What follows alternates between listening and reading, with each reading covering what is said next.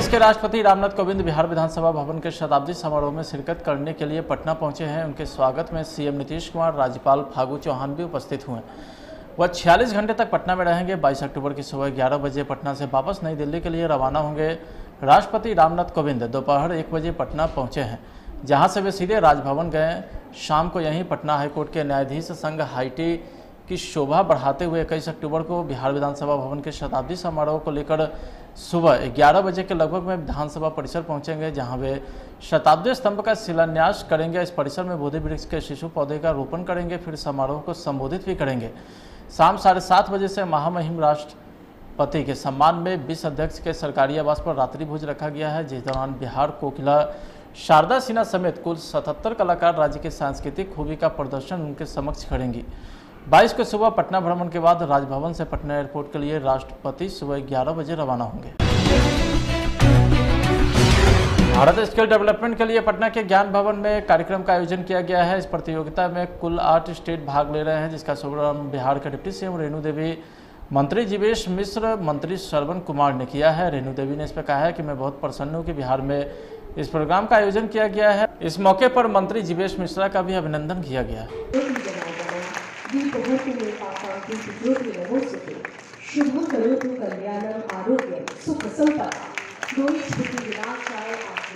और हमारे बिहार के बच्चे इसमें आगे जा रहे हैं, ये हम लोग के लिए प्रसन्नता का विषय है। हमारे मुख्यमंत्री जी कहते हैं हमेशा कि बिहार के हवा में, बिहार की मिट्टी में, बिहार के ज़मीन में इतनी तासीर है कि नीचे कौन कहे। अगर बिहारियों का इम्तिहान आसमान के ऊपर हो जाए तो बिहारी कभी नंबर 2 नहीं होता है, हमेशा फर्स्ट करता है। इस आशा और विश्वास के साथ हम बिहार के बच्चों को आगे बढ़ा रहे हैं। सिर्फ अच्छे ट्रेनर की ज़रूरत है, अच्छा गाइडेंस की ज़रूरत है। हमारे बच्चे में इतना प्रतिभा है, इतने टैलेंसी है, इतना हमारे बच्चे आज काबिल है, होशियार है कि देश के किसी भी प्रतियोगिता में, अंतर्राष्ट्रीय स्तर पर किसी भी प्रतियोगिता में हमारे बिहार के बच्चे किसी से पीछे नहीं हैं। ये हम सबका सौभाग्य है। निश्चित रूप से बिहार सौभाग्यशाली है कि जिसको पूरे देश के अंदर 4 जोन में आज इस प्रतियोगिता को आयोजित करने का अवसर मिला है, जिसमें एक पाटलिपुत्र की धरती पटना पर इस कार्यक्रम का आयोजन हो रहा है, जिसमें 9 राज्य के बच्चे आज यहाँ इस सभागार में उपस्थित है, आपने देखा होगा। और इनके बीच कंपटीशन में जो भी अव्वल होंगे उनको नेशनल कंपटीशन के लिए बेंगलोर भेजा जाएगा, और बेंगलोर में जो सफल होंगे वो 2022 में जो चीन के संघाई में होना है अंतर्राष्ट्रीय कौशल प्रतियोगिता, उसमें हिस्सेदारी करेंगे और निश्चित रूप से भारत का नाम रोशन करेंगे। निश्चित रूप से बिहार में पहली बार इंडिया स्किल क्षेत्रीय प्रतियोगिता का शुभ आरंभ हुआ है। इसके लिए मैं सबसे पहले तो आयोजक यहाँ के हमारे माननीय मंत्री जीवेश जी को जितनी बधाई दे सकती हूँ कि इनके रीजन में पहली बार ये प्रतियोगिता बिहार में हुई है। और हमारे माननीय प्रधानमंत्री जी की प्रेरणा से जो हमारा स्किल डेवलपमेंट चल रहा है कार्य, बिहार और हमारे भारत का भी जो जितना बड़ा स्किल चल रहा है, तो उसके लिए हमारे बच्चे जो प्रतियोगिता में भाग लिए हैं उनका और भी आगे बढ़ने की संभावना काफ़ी होती है। और आप देखे होंगे कि आज कोरोना काल में जितना मेरा स्किल बढ़ा है, शायद दुनिया का पहला एक देश है कि जिसमें इतने बच्चे अच्छे से काम कर रहे हैं। इसलिए इसे बढ़ाने की आवश्यकता है और बिहार होस्ट है, इसलिए बिहार को मैं बहुत बधाई। बिहार पंचायत चुनाव के चौथे चरण के लिए मतदान कराया गया है। इस दौरान 36 जिले के 53 प्रखंडों में मतदान हुआ है। इस चरण में 11,318 मतदान केंद्रों पर मतदान होगा, जिसमें से 62,80,960 मतदाता अपना प्रतिनिधि चुनेंगे। इनमें से 32,96,329 पुरुष, 29,84,415 महिला मतदाता और अन्य 216 मतदाता शामिल हैं। मतदान सुबह 7 बजे से शाम 5 बजे तक चला है। इस दौरान किसी प्रकार की गड़बड़ी की खबर सामने नहीं आई है। निर्वाचन आयोग के अनुसार चौथे चरण में 88,137 उम्मीदवारों के भाग्य का फैसला होगा। बिहार विधानसभा के 2 सीटों पर हो रहे उपचुनाव को लेकर के सूबे की सियासत तेज है। नेता प्रतिपक्ष तेजस्वी यादव ने एक बार फिर से जनता दल यूनाइटेड के राष्ट्रीय अध्यक्ष ललन सिंह को निशाने पर लिया है। तेजस्वी यादव ने ललन के ऊपर मत्स्यजीवी समाज को अपमानित करने का आरोप लगाया है। नेता प्रतिपक्ष तेजस्वी यादव ने ट्वीट कर कहा है कि जनता दल यूनाइटेड के राष्ट्रीय अध्यक्ष ललन सिंह को मल्लाहों से माफ़ी मांगनी चाहिए। तेजस्वी ने लिखा है कि मत्स्यजीवी समाज को कम आत्मविश्वास वाला और मछली पकड़ने को है ही काम बताने वाला नीतीश जी के राष्ट्रीय अध्यक्ष को पूरे मल्लाह समाज से माफ़ी मांगनी चाहिए। पटना सिटी के गमकुआं कुमरार पार्क के समीप पुरानी बाईपास के पास अनियंत्रित बस और बाइक में जबरदस्त टक्कर हो गई, जहां बाइक सवार युवक सीधे बस के अंदर चला गया, लेकिन बस ड्राइवर ने अचानक ब्रेक मारा जिससे युवक की जिंदगी बच गई। युवक की पहचान 38 वर्षीय सुल्तानगंज निवासी वसीम रजा के रूप में हुई है।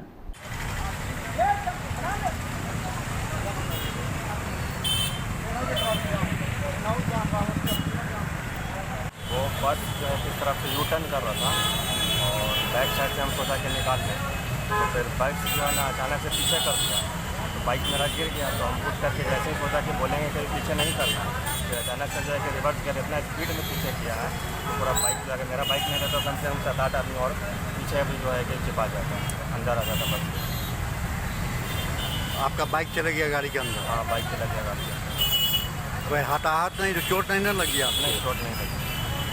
क्या नाम हुआ आपका? वसीम रजा। कहाँ रहते हैं? सुल्तानगंज थाना में। कहाँ से आ रहे थे? हम तो घर से आ रहे थे, एक जगह साइट पे जा रहे थे हम विजिट करने के लिए। क्या करते हैं क्या? एयर कंडीशनर कंपनी में। किस कंपनी में? Mitsubishi heavy duty.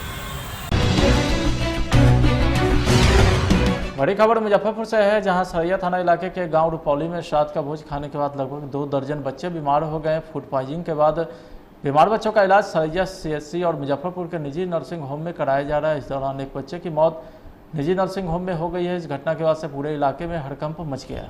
मुझे 8 बजे के लगभग गांव के ही लोगों ने फ़ोन पर खबर किया कि वहां पर कै दस्त का शिकार कई बच्चे हो गए हैं। तो मैंने तुरंत प्रभारी चिकित्सा पदाधिकारी सरैया से बात की और कहा कि अविलंब जो है मेडिकल टीम वहाँ भेजिए और परिस्थिति का देखिए, और जब अगर गंभीर मामला हो, बच्चे हो, तो उन्हें लेकर अस्पताल में आकर के इलाज कराइए और फिर तुरंत फीडबैक मुझे दीजिए क्या स्थिति है। तो कुछ देर के बाद उन्होंने कहा था कि करीब 1 दर्जन बच्चे को यहाँ ले आए हैं, फिर एम्बुलेंस हम लोग भेजे हुए हैं और जो होंगे उनको भी ले आएंगे। फिर मुझे स्वयं लगा कि मुझे खुद जाके देखना चाहिए। मैं रात में ही गया वहाँ पर और मैंने वहाँ भर्ती सारे लोगों को देखा, एक एक करके मैंने देखा। सबकी स्थिति ऑलमोस्ट सामान्य हो रही थी और डायरेक्शन के बाद मुझे लग रहा है कि सारे बच्चे ठीक हो गए हैं। उसके बाद एक बच्चे वो उसके मैं केजरीवाल से फिर मैंने बात की, वहाँ पता चला कि 7 बच्चों का इलाज हो रहा है केजरीवाल हॉस्पिटल में, और वहाँ से ही बात हुई कि बच्चे की इलाज के दौरान मौत नहीं बल्कि वो बच्चा मरा हुआ ही लाया गया था उस क्षेत्र से। क्या है उससे मामला पूरा? फूड पॉइजनिंग का हिस्सा में जो बात आ रही है उससे तो यही मामला लग रहा है कि रात में जिन लोगों ने भोज खाया था उन्हीं में ये बात आई है।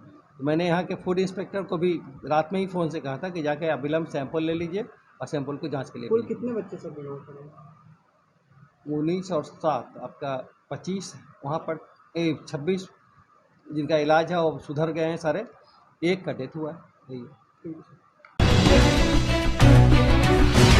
पटना के कदमकुआं काजीपुर मोहल्ले में एक मकान में भीषण आग लग गई। बताया जा रहा है कि आग मकान के छत पर बने मोबाइल टावर में लगी थी, जो कुछ ही देर में विकराल रूप धारण करने लगी। आग लगने की घटना के बाद मकान तथा आसपास रहने वाले लोगों के बीच हड़कंप मची है। तो वहीं घटना की सूचना के बाद मौके पर पहुंची फायर ब्रिगेड ने काफ़ी मशक्कत के बाद आग पर काबू पाया।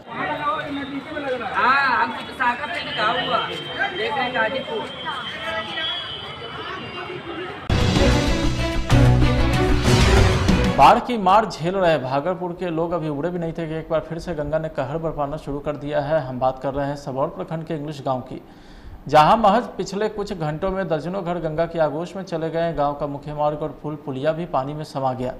दहशत का नज़ारा देखकर लोगों की आंखें फटी रह गई। कुछ दिन पहले ही एक भयंकर प्रलय हमारे बीच आया था, उनकी यादें अभी पुरानी भी नहीं हुई थी कि फिर से गंगा के कटाव ने लोगों को झकझोर दिया। ग्रामवासी का कहना है कि कई सालों से यहाँ बाढ़ की समस्या है, लेकिन आज तक सरकार का ध्यान नहीं गया है।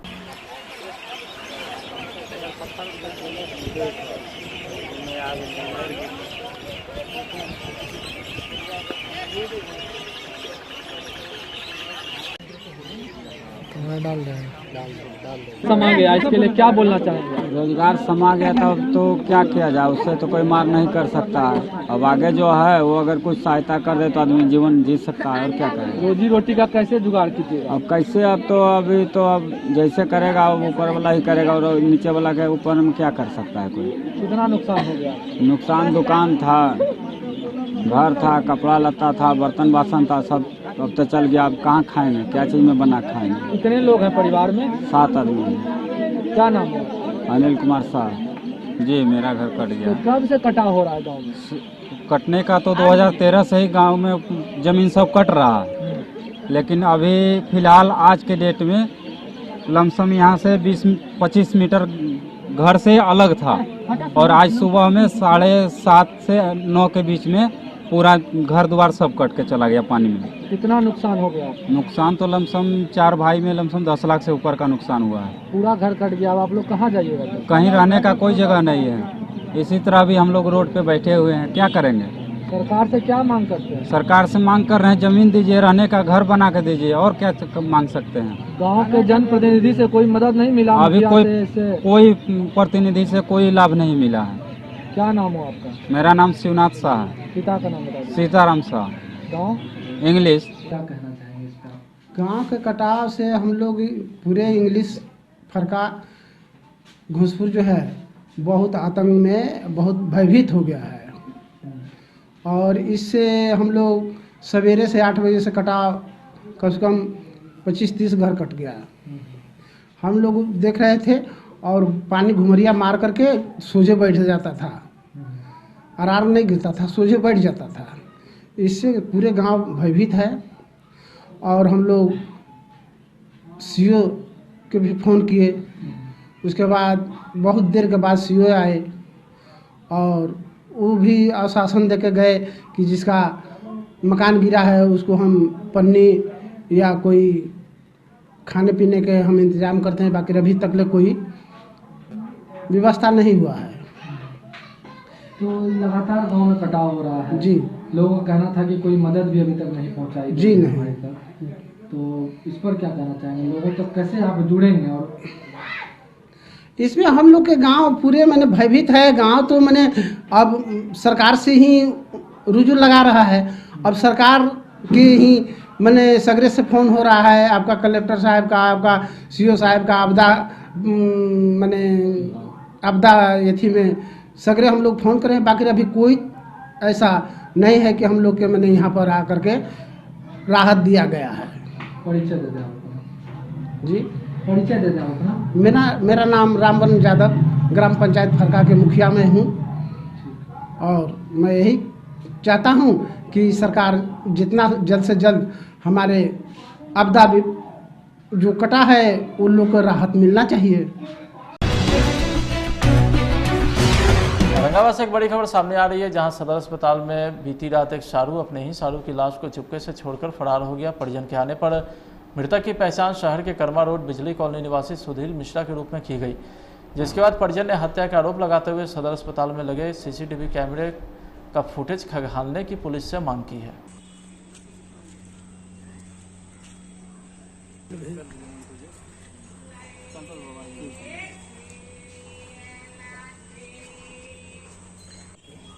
क्या मामला है भैया? ये मेरा भतीजा है, सुधीर कुमार पाठक नाम है इसका। ये परसों ससुराल गया था, ठीक है।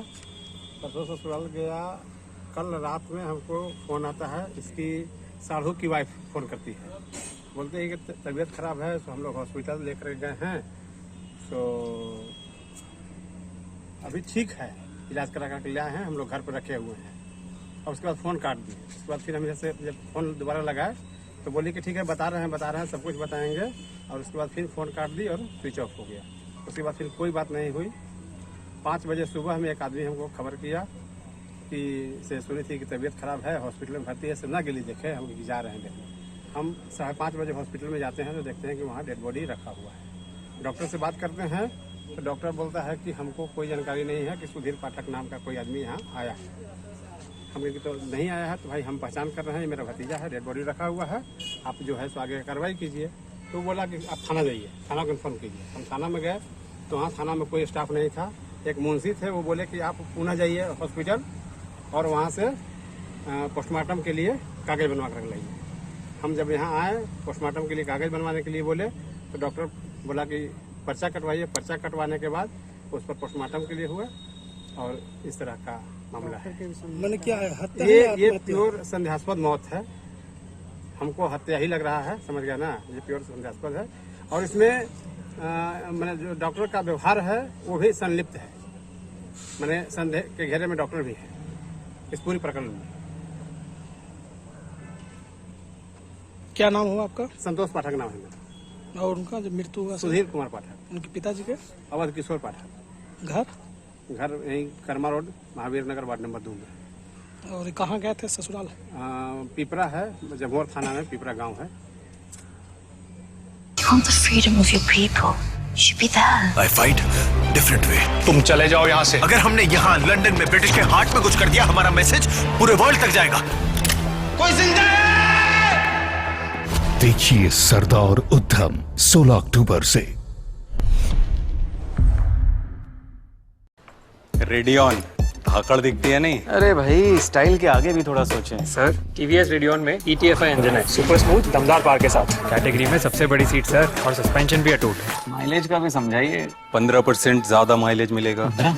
ऐसी धाकड़ है नई टीवीएस रेडियन स्टार्टिंग एट 59,900। पापा इस साल मैं दिवाली के स्टॉक्स की शॉपिंग होलसेल मार्केट से नहीं करूंगी। पहले तो सिर्फ 20-30 स्टाइल्स के ऑप्शंस और क्वालिटी एकदम शी। रिवाज तोड़े नहीं जाते पर नए बनाए जा सकते। आजियो बिजनेस पर सिर्फ एक बाजार से नहीं, मिलेंगे इंडिया के हर बाजार से लाखों स्टाइल्स। तो डाउनलोड नाउ।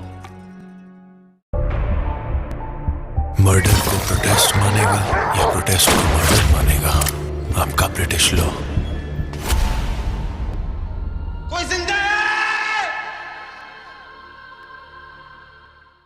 बाइक जनाब को लेनी है और टाइम हमारा वेस्ट कर रहे हैं। चलना यार। रेडियन धाकड़ दिखती है नहीं? अरे भाई स्टाइल के आगे भी थोड़ा सोचें। सर टीवीएस रेडियन में ETFI इंजन है,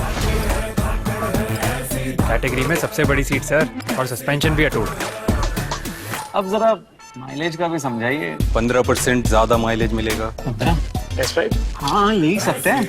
ऐसी धाकड़ है नई टीवीएस रेडियन स्टार्टिंग एट 59,900। आज ही चला कर देखिए। पापा इस साल मैं दिवाली के स्टॉक्स की शॉपिंग होलसेल मार्केट से नहीं करूंगी, और आपको भी नहीं जाने दूंगी। इट्स नॉट सेफ पापा। पहले तो सिर्फ 20-30 स्टाइल्स के ऑप्शंस और क्वालिटी एकदम शी। रिवाज तोड़े नहीं जाते पापा, पर नए बनाए जा सकते।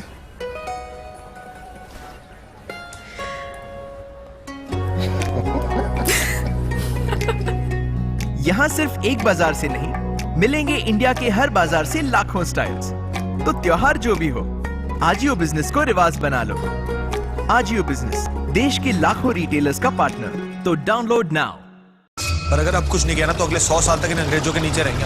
You want the freedom of your people. You should be there. I fight different way. तुम चले जाओ यहाँ से। अगर हमने यहाँ लंदन में ब्रिटिश के हार्ट में कुछ कर दिया, हमारा मैसेज पूरे वर्ल्ड तक जाएगा।